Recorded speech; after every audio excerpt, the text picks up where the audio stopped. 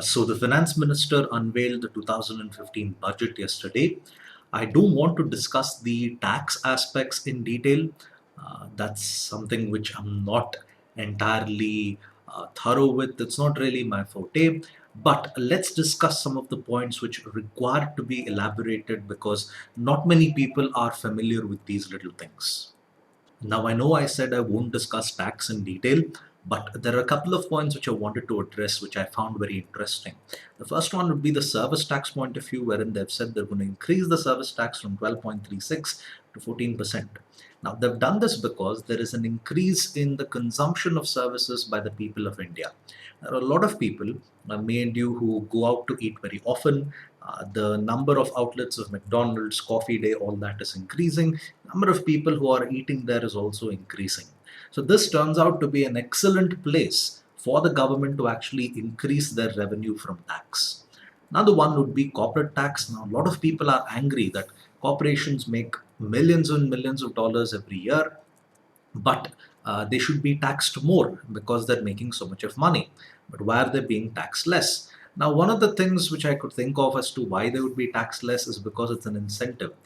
You want to attract foreign companies to invest in India because the taxation laws here are less rigid.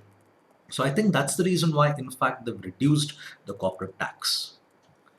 Now, deferment of GAR. GAR is not something which many people are familiar with. It refers to general anti avoidance rules. This refers to foreign institutional investors, that is, other companies who are buying shares in Indian stock markets, that is, foreign companies are buying shares in Indian stock markets. Now, many foreign companies like to invest in Indian stock markets because they are given tax incentives. That is, you can make a lot of money in Indian stock markets, and it's not required that you have to declare everything. So this is a great way for them to make those little secret profits. Now you might say this is illegal. Not really. It's actually unethical. A big difference in that. Another one is Section 6 of FEMA to be amended. Now, Section 6 of FEMA talks about the flow of capital, and in my opinion, I think the one where they actually need to amend is that if you're a person who is living outside India, and living outside India, you have inherited wealth.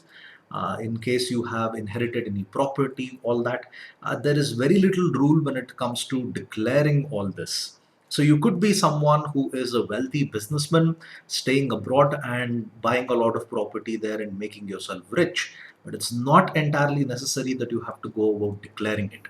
So I think that's the part where they actually want to amend in Section 6 of FEMA. The other 3 points that we have here is making the bond market equivalent to equity market.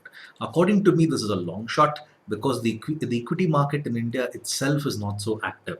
Most of the stock exchanges in India are open for maybe 6 or maybe 7 hours a day, compared to international stock exchanges, which many of them are open like almost throughout the day and almost throughout the year.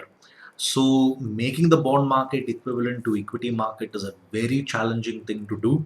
I'm really not sure how they plan to go ahead and do that. The other two interesting points that you have there is the postal network for banking.